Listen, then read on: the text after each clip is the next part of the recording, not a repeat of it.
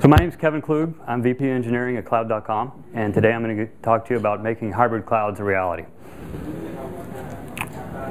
First thing I'm going to do in my talk is establish some terms to make sure we're using the same vocabulary for some of the concepts that I'm going to be talking about in the examples that I walk through. Then I'm going to talk about a deployment architecture for a RightScale plus Cloud.com based hybrid cloud. I'll go into some details within a sample application that's using EC2 as the public cloud and the Cloud.com cloud stack as the private cloud.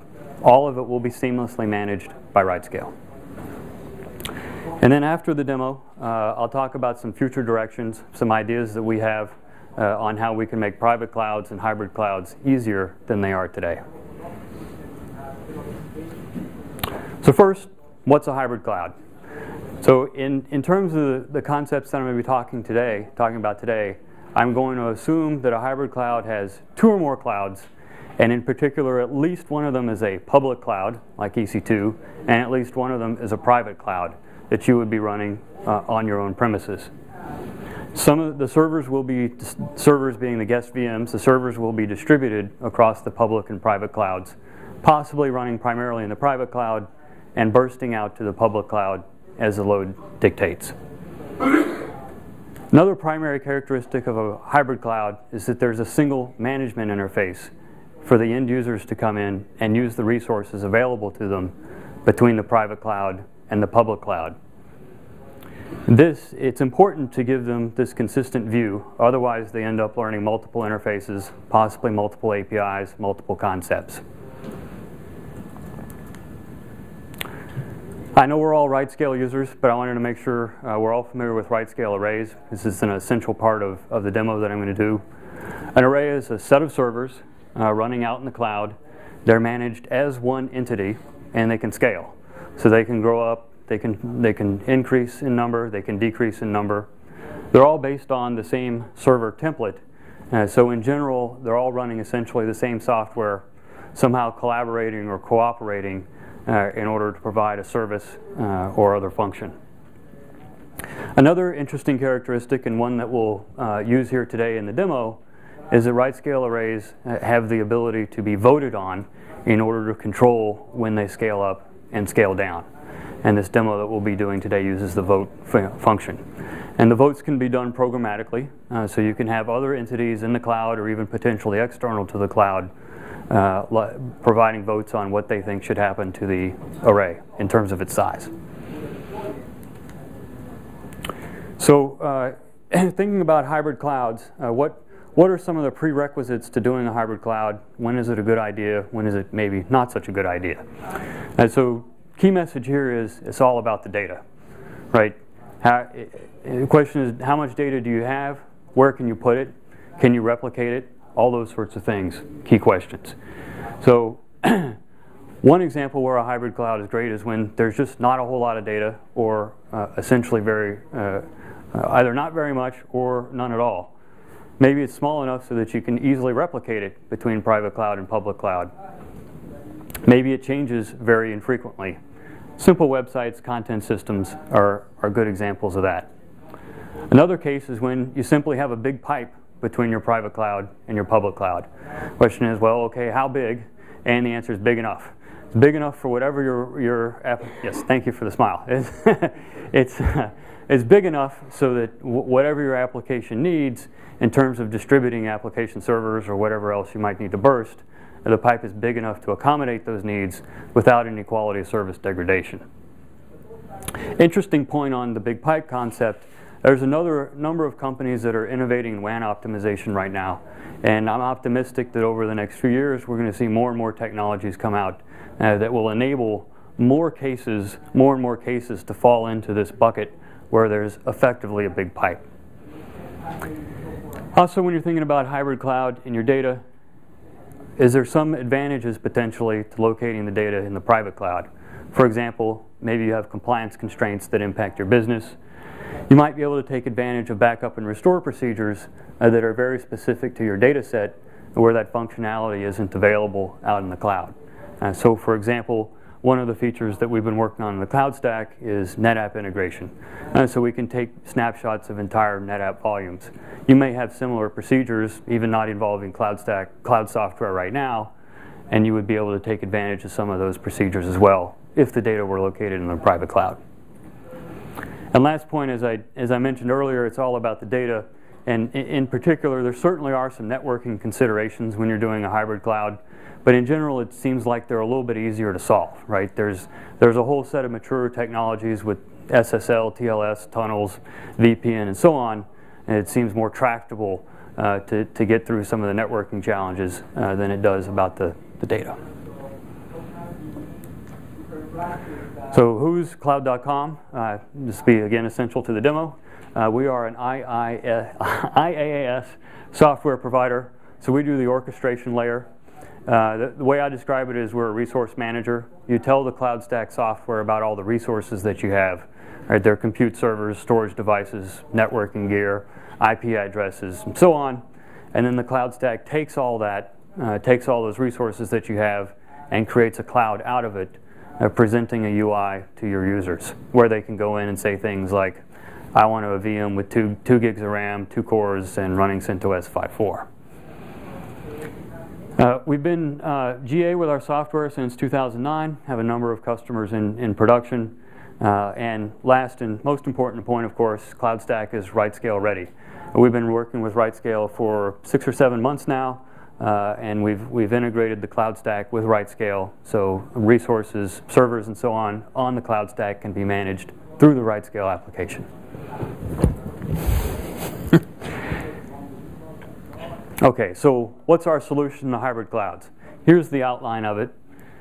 You have a private cloud running the cloud stack.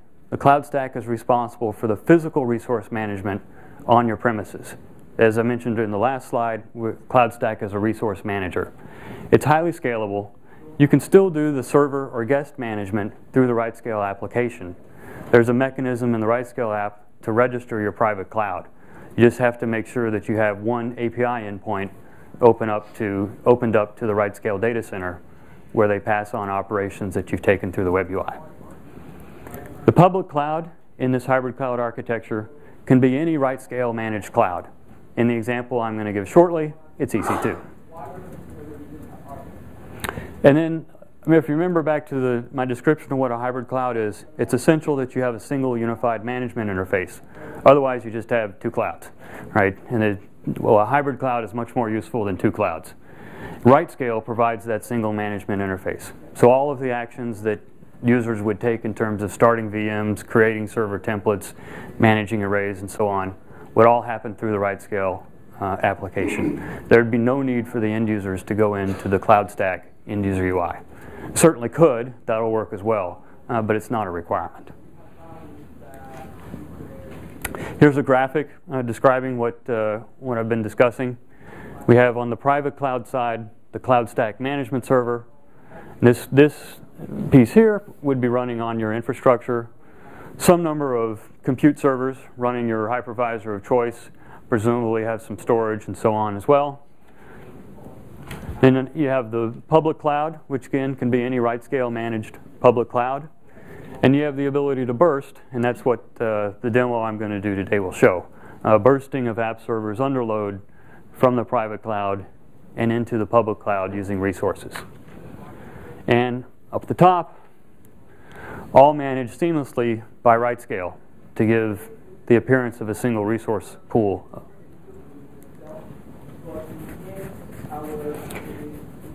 In terms of the actual demo that I'm going to do today, this is kind of a first level of detail on what you're going to be seeing.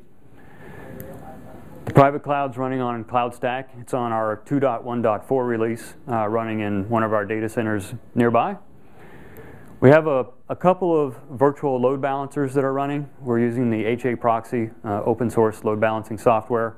And there's a DNS record that's doing round robin between the 2 load balancers. And then inside the Cloud Stack cloud, we have 2 HTTP-based application servers. What they do doesn't particularly matter. I think they're computing the square root of some number 100,000 times every request, but just conceptually they're doing whatever your application needs. On the public cloud side, We're running in EC2, I believe in the US East zone, and then we're going to have an auto-scaling array of application servers. So these are going to be derived from the same server template as our application servers running on the cloud.com cloud stack, but they will be configured in an array running on EC2. We also, of course, have a load-generating client, and I'll show you a little bit about that. I think we got some background load that's been running for a few days, but when I go to the demo, first thing I'll do is start up some additional load. We'll trigger a burst. And so what you'll see in the demo then is as the load changes, and in particular you'll see it increase, as the load changes, the application servers in the cloud will vote, and they'll vote based on their load. I'll talk about how that works in a second. And they can vote to grow or shrink. So they are capable of shrinking as well. Graphically, here's how it is. We have conceptually a single load balancer running in the private cloud and the cloud stack. This is the HTTP traffic coming in from the load generator. And then we'll always have these two app servers running in the cloud stack for purposes of the demo. They're just statically provisioned. And then we have one or more, actually 0 or more, instances running in the public cloud. All of the instances are configured to vote. And they vote by contacting the RightScale application and responding with, I think we should shrink or we should grow. And then RightScale, using its resize mechanism, will then go and choose to add or subtract instances to the array. So here, this is a little bit more detail, since we're all RightScale users, on how exactly this works. As I mentioned, we have the public cloud array. We put a tag called cloudburst on the public tag array, and that's how the app servers are able to refer to the array that they want to vote on. When they make requests, they say, I want to vote on an array named by cloudburst. The array is configured to have a minimum of 0 servers, a maximum of 10 servers. We talked about how it has the same function.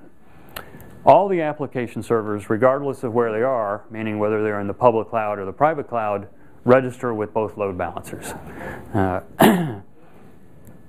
And then for the voting mechanism, as I mentioned, we'll take a look at it in the demo. Excuse me. The instances decide that they want to grow the array when their CPU utilization has been greater than 60% for 1 minute. And they decide that they want to shrink the array when their CPU utilization has been less than 30% for 1 minute. So based on that criteria, they'll make votes up or down. And finally, when the instances are destroyed, they'll unregister from the load balancer. One of the things that, if you're going to do a hybrid cloud, you have to have a private cloud as part of it. Deploying a private cloud is not easy, right? There's a lot of challenges in deploying a private cloud. There's a lot of decisions to make. Vendors like cloud.com typically allow you a lot of flexibility. What storage do you want? What storage vendor do you want? What kind of networking gear are you going to buy? What's your network topology going to be? What's your scalability strategy? What security reviews do you have to pass? What's your HA story, et cetera, et cetera, et cetera. Finally, once you make all your decisions, buy everything you need, you actually have to configure it all and get it all to work together, which sometimes can be challenging as well. So if private clouds are this difficult, hybrid clouds have got to be at least that difficult, right? Because a private cloud is a starting point for a hybrid cloud. So what can we do to make this easier? We've been thinking about this issue quite a bit, and one idea that we have is to introduce a SaaS service to help people manage their private clouds. And in the next few slides, I'll talk about some of our thinking there. We're loosely calling this the Cloud Kit, and the idea behind the Cloud Kit is to set up a private cloud with external management of the cloud, right? So if you remember back to my earlier architecture picture on the private cloud, you had the cloud stack management server as well as the hypervisors, both resident on your premises. In this SaaS scenario, you essentially take the management server and move it out to the SaaS offering, or into the cloud, if you will. So in that style of deployment, the hypervisors and storage and data would all still live on your premises, but the management or the controlling function of the hypervisors would actually live out on the SaaS service. We're of course, you would have to still do some sort of configuration on the hypervisor nodes in order to inform them of where it is that they need to go to be managed, right? And so that you'd configure the hypervisor nodes with some notion of your credentials for your SaaS account, and then we would have some software, an agent, if you will, running on those hypervisor nodes that would then connect out to the Cloud Stack Management Server running on the SaaS offering and await commands. And of course, where are the commands going to come from? They're going to come from the RightScale application that's communicating with the SaaS service that's managing your private cloud. Optionally, you can do a public cloud. Of course, if you do a public cloud, then you've got a hybrid cloud. You'd configure the public cloud and the hybrid relationship in the RightScale application exactly as I've done for this demo. And the users, as I mentioned earlier, there's really no need in this case for the users to see a Cloud Stack UI. And because the RightScale application would enable the hybrid cloud across this SaaS-like private cloud as well as the public cloud. Other things we've been thinking about to simplify it and to go forward with this is, one of the challenges is that we present with the Cloud Stack, we present customers with a lot of different options. You can always simplify things by cutting down choices, right? And so we may decide to try to be a bit more prescriptive about technology choice for this Cloud Kit. And for example, because of its architecture and design, it happens that KVM would lend itself quite nicely to having an agent run on the hypervisor that then connects out to some SaaS service to manage it. If you're not familiar with the Cloud Stack, we have what I think is quite nice administrator UI with many, many functions. The question we've been asking ourselves is, can we get rid of it entirely, right? Because if you can really push everything out to the cloud, maybe you configure a few different credentials. Can we be, between the fact that we would be prescriptive and we can be prescriptive and have a SaaS service running in the cloud, can we just get rid of all the other configuration? I'm not sure it's possible. It's an interesting idea, and I think the further we can go in that direction, the easier things will become. And then the last point about this architecture that's kind of interesting is it's still scalable. A lot of times when you simplify things, you end up losing the scalability, but there's nothing really inherent about moving the management server out into the cloud that reduces the scalability. You don't particularly need a high bandwidth pipe between the Cloud Stack Management Server and the hypervisor nodes. It's just not really shipping a lot of data. There's a similar architecture picture. So on your premises with the Cloud Kit, you would have some hypervisors, some storage. Then the hypervisors would connect up via an agent running on them to the Cloud Stack Management Server that's based on our SaaS offering. And then RightScale would manage the user experience. You can, again, configure it just like you would for the hybrid cloud demo I've shown. And you could link to any public cloud of your choice that's also capable of being managed by RightScale. Summary, hybrid clouds are here today, despite a couple demo glitches.